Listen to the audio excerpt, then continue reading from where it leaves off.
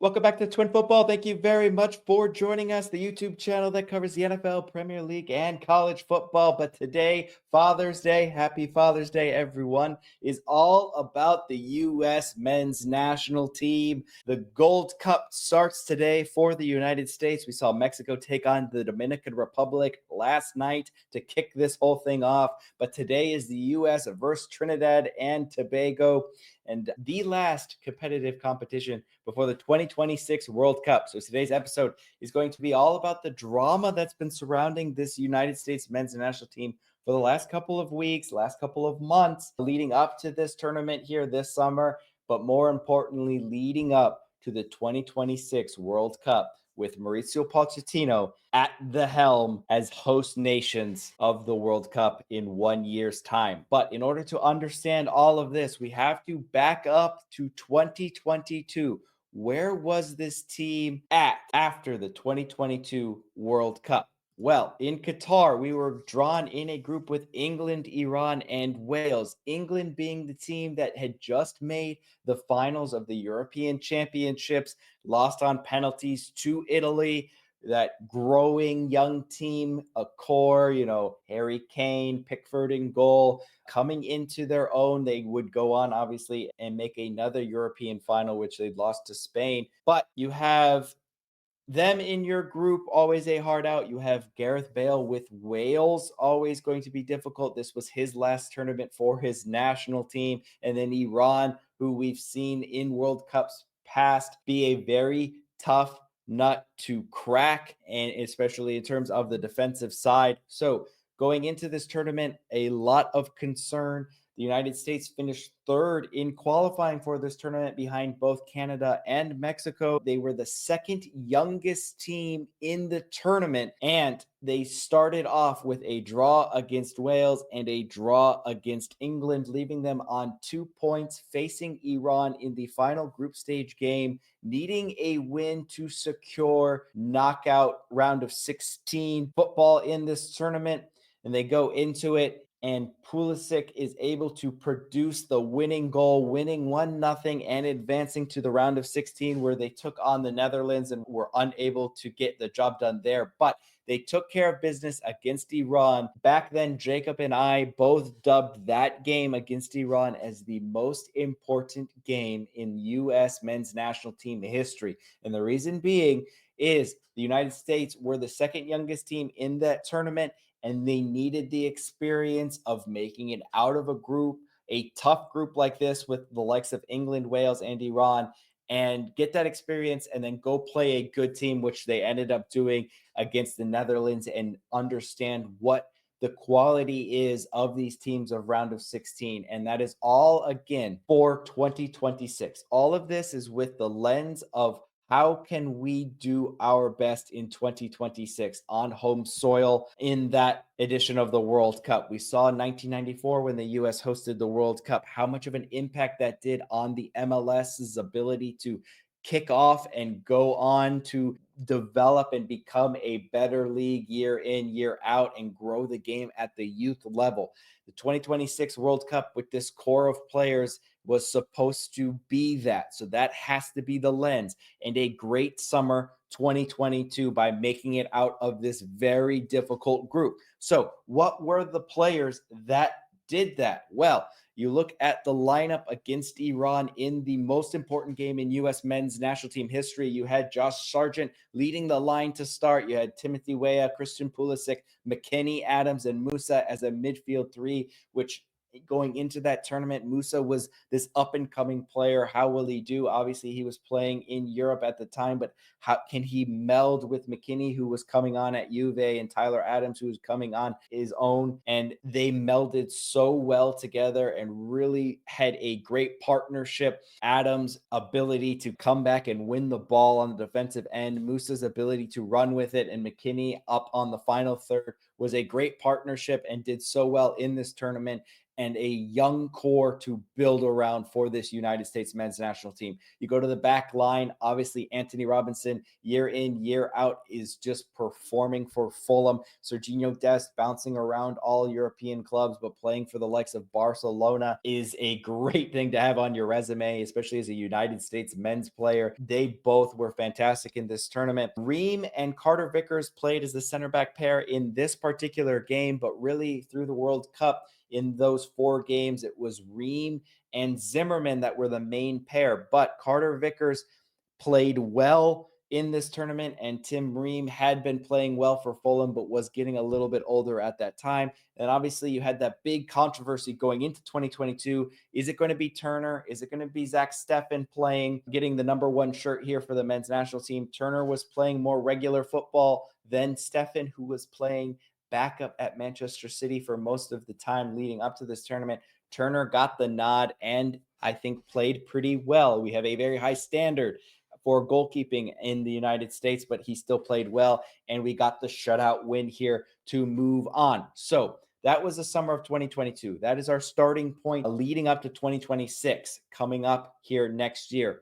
So what happened after that? Well, we move on to the 2023 Nations League, and we are crowned champions in that tournament. You can see Pulisic lifting up the trophy, Serginho Dest to his left, and even Gio Reyna. If you remember back then, he had a big falling out during the World Cup with Berhalter, and this LA Times article even goes on to explain how maybe that has resolved itself between Berhalter, the coach, and Gio Reyna, and now they are on good terms. Obviously, we know what he can do for Dortmund when he's playing and healthy, and a great addition to this U.S. team. But you can see the main players here all celebrating this great win, beating Mexico and Canada on the way to lifting this trophy in the semifinal and final, respectively, on a combined 5-0 aggregate. Again, those 2 teams finished top of the qualifying for the 2022 World Cup. So to have the summer in 2022, follow that up with a Nations League win over both Mexico and Canada in that fashion in 2023, getting another year older of that young core that did so well. Things are starting to build.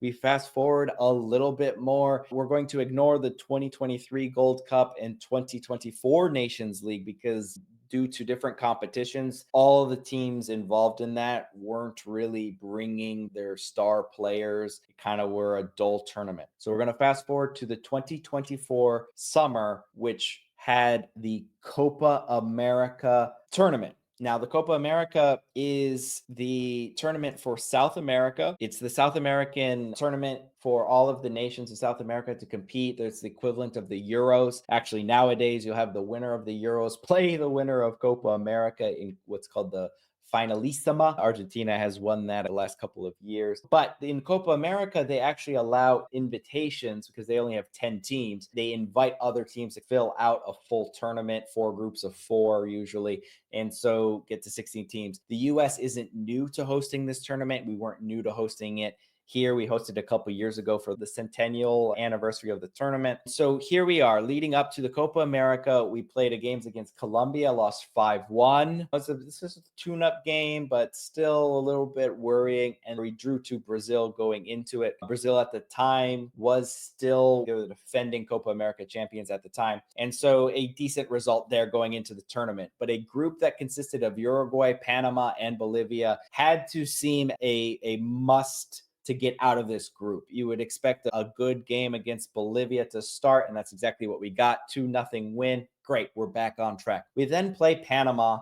and after getting a reckless red card from Timothy Weah, letting the entire team down, the U.S. battle back and score, which means you're up 1-0.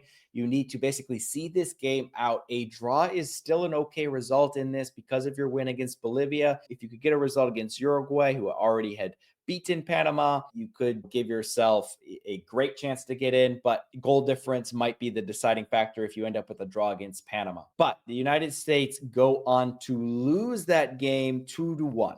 So you lose to the 36th best team in the world 2-1 on home soil. Yes, you're down to 10 men, but still it's just something that can't happen. So you need everything in that last game against Uruguay. And you go into that game on home soil against a good Uruguay, but a mix of old and young players coming through. You have Suarez and Nunez, both on the opposites of their career. And you really, Ugarte in the center of the park. We know he's a young up and coming kid now at Manchester United, but you would like your chances on home soil to try and get something. You have a poor performance in front of goal against Uruguay, a couple opportunities that saw Haji Wright, Balogun, Pepe, and Sargent unable to take their half chances and get on the board when you need to in that final group stage game to get you out of a group. We say it many times. The U.S. over the years, they give themselves a chance in that third group stage game, but they have to be able to take it like a Landon Donovan, like a Pulisic have done in the past for us. And they weren't able to do it against Uruguay. Matt Turner hadn't been playing much at that point. He's been now a backup after moving to Arsenal and then Forest and now Crystal Palace. And he spills a ball. A bad referee decision allows them to capitalize on a goal there. The United States lose and get bounced out of that tournament in 2024, embarrassingly. So that happens, and the United States don't really know where to go from here, right? You had such a good 2022, such a good 2023 with the Nations League win, and now poor friendlies against Colombia, a decent result against Brazil, and then you get knocked out of the Copa America in the group stage in a very poor group overall. It isn't a good building block. You feel like you've either stayed the same or gone backwards 2 years on from the 2022 World Cup and 2 years prior to the 2026 World Cup. So what does U.S. soccer do in this moment? Well, they go ahead and make a coaching change. Mauricio Pochettino just parted mutual ways with Chelsea Football Club at the end of the 23-24 season and is now on the market. Mauricio Pochettino replaces Greg Berhalter at the end of the summer of 2024 into the fall. And he is a manager that, like Greg Berhalter, came from club football. He wasn't an international manager. He didn't bounce around like a Martinez, who now is coaching Portugal, won the Nations League after a long spell with Belgium. He's not bouncing around like that. Greg Berhalter came from the Columbus Crew. Mauricio Pochettino came from Chelsea after parting mutual ways there. That is okay. I have no problem with that.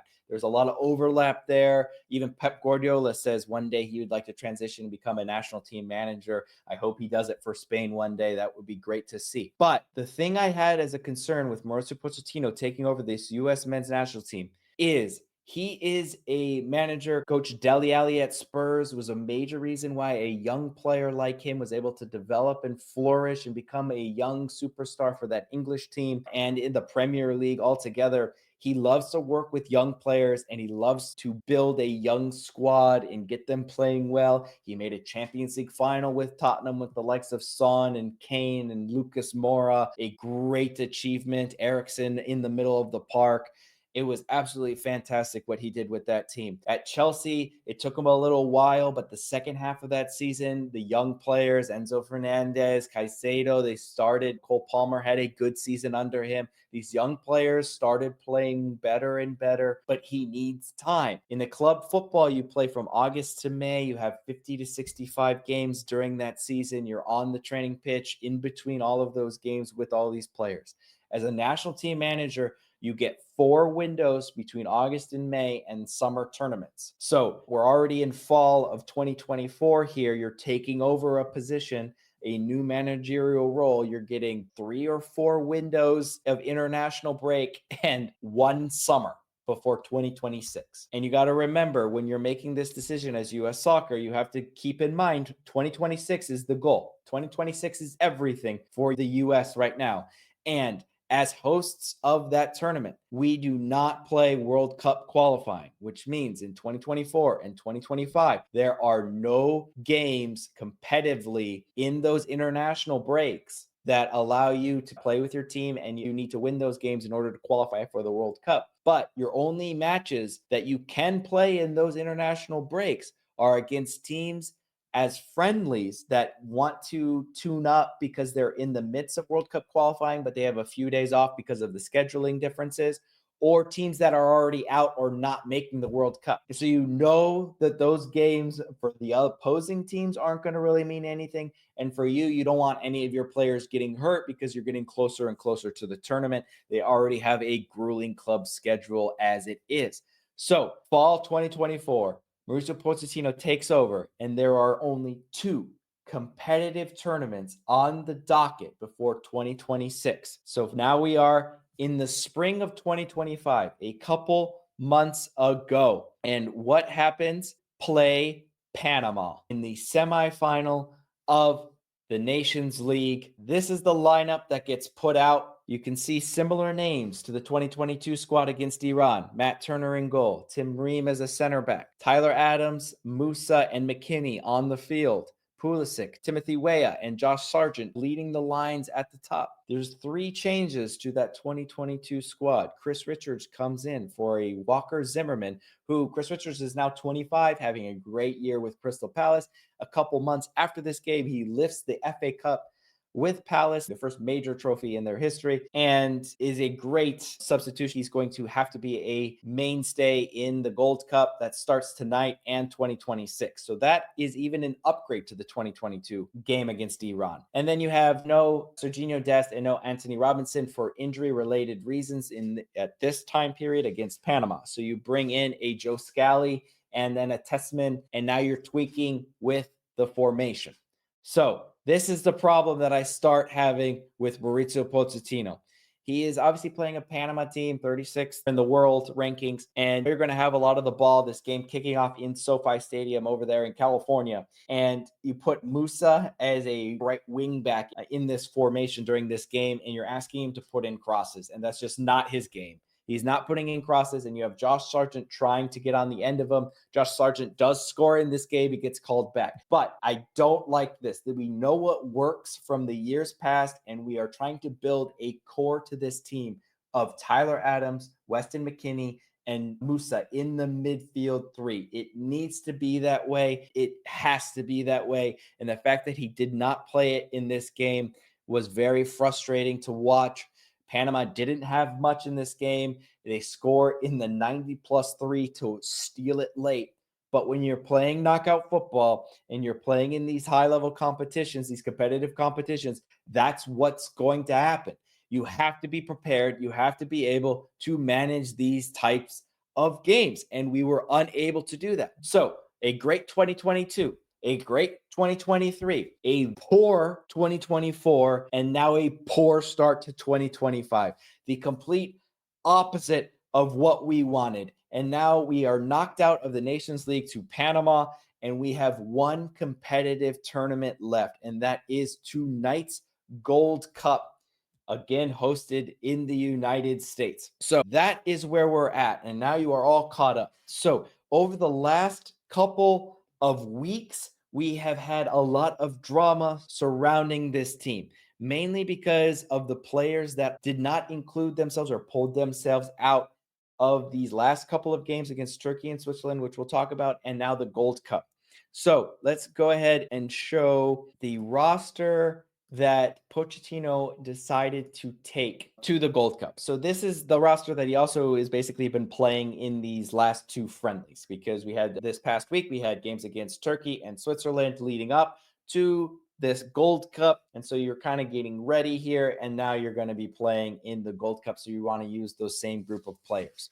I want to go through the list of players that are not in this list for reasons that are not coaching decisions. So you have Musa, who was included but pulled himself out for personal reasons. Those are not disclosed, so we don't know really what's going on behind the scenes, if there's any injury-related news, but it seems more of a personal decision. Robinson is coming off of knee surgery, has been battling some injury, and so he is rightfully removed from this to help him get ready for this next season and then 2026, because we know how important he's going to be. McKinney and Weah are both on Club World Cup duty. That also is going on, as Jacob mentioned in our our Club World Cup video. Please go check that one out.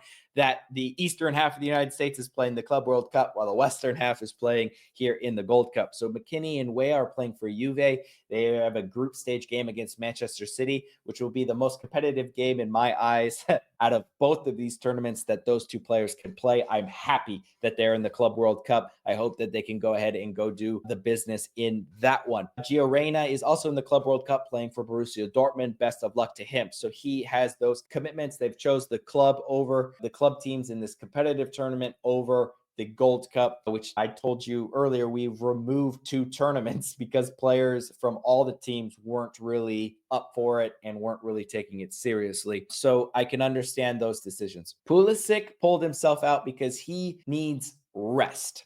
And that was the big drama over the last couple of weeks. He pulled himself out, got criticism for the likes of Landon Donovan for doing so. He had a grueling season with AC Milan, playing 38 out of 50 competitive games during that season. AC Milan were battling for a European spot for most of the season, didn't do too well in the Champions League, but also made it to the Coppa Italia Cup final where they lost to Bologna.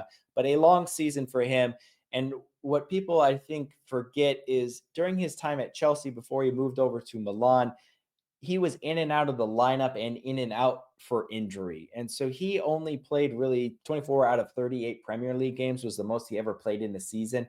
And so when you're talking about 2021 and 2022, 2023, when the United States were starting to really ramp up and win some good trophies and put on some good performances in the World Cup, he had a lesser club schedule. He was playing in important games, got some minutes in the Champions League final in 2021 against Manchester City, played in FA Cup finals, played in Carabao Cup finals, which was absolutely fantastic for him. But he wasn't through the entire grueling season. So he gets a little bit time off, but he's taking all of the slack for it. Why? Because this is the last competitive tournament that the United States is in before 2026, and he is supposed to be the leader. He is supposed to be there. Now, you can agree or disagree with the reasoning why he's doing it and trying to stay fresh in a tournament that isn't necessarily important because, again, the U.S. is already qualified for the World Cup, and there's other players of other teams not in it because of the Club World Cup, maybe diminishes the quality a little bit.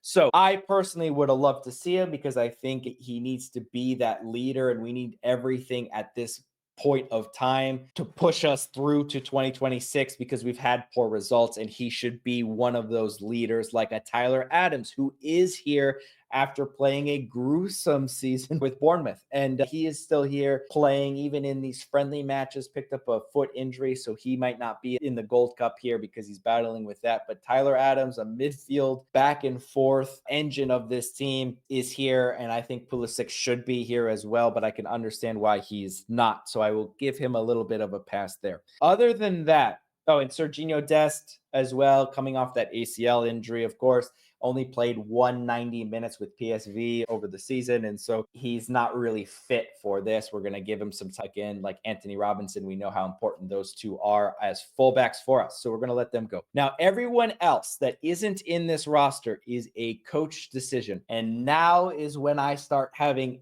even more of a problem with Mauricio Pochettino, to the point where I am getting frustrated. This is the last tournament before 2026 World Cup. You need to figure this out, especially when you look at the 2 friendlies that we just had against Turkey. You play a bunch of young players against Turkey. You concede 2 very sloppy goals in the span of 10 minutes between the 20th and the 30th minute. Yes, you had a absolute firecracker by Jack McGlynn, and you got some good performances from maybe a De La Torre or a Tillman, but overall, a very poor defensive display for 15 minutes from the back line and these young players. And you make a bunch of changes at halftime, and you're still not able to really solve any solutions there with the players that you brought.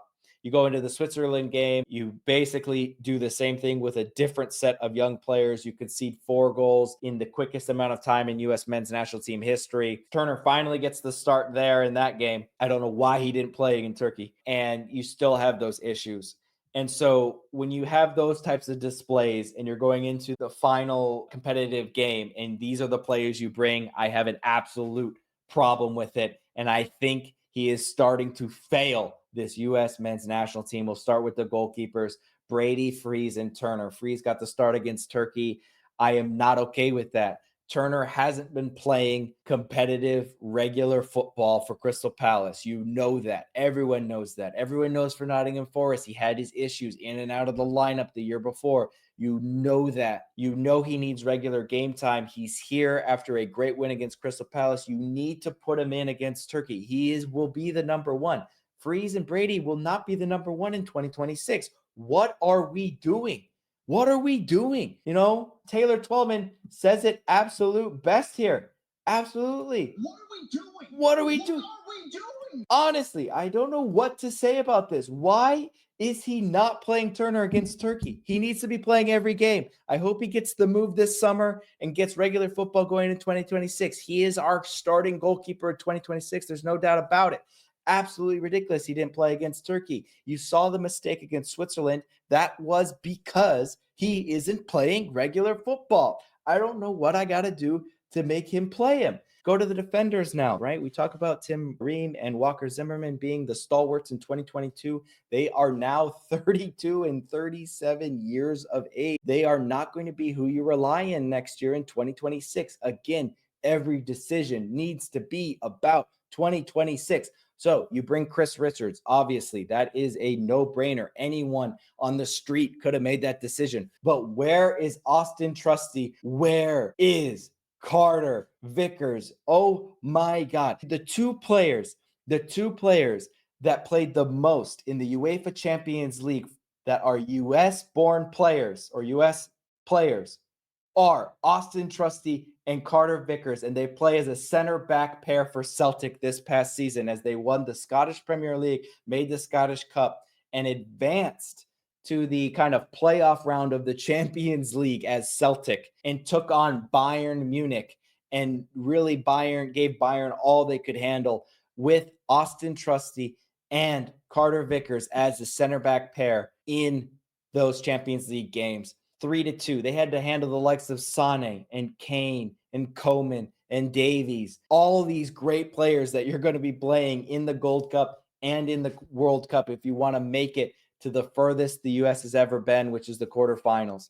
You have to play these teams. You have to play these players. You have to have the experience. And what do we bring? And they are both in their late 20s now, 25 to 28 years old, I believe, would pair great with Chris Richards next year. And yet we didn't bring them because of a coach's decision. You could see Trusty dictating the back line in those Champions League games. Carter Vickers is the backup captain for Celtic, an absolute leader that you need in the back when you don't have an Anthony Robinson back there. You have fullbacks in this tournament that are new, that have to fill in when Anthony Robinson and Sergiño Dest isn't there. And that now brings me to why in the world isn't Joe Scally here? How could you not bring the man who has been playing in the big games leading up to this tournament for the United States men's national team as a replacement? He is a young kid that needs to be brought up, and we need a backup.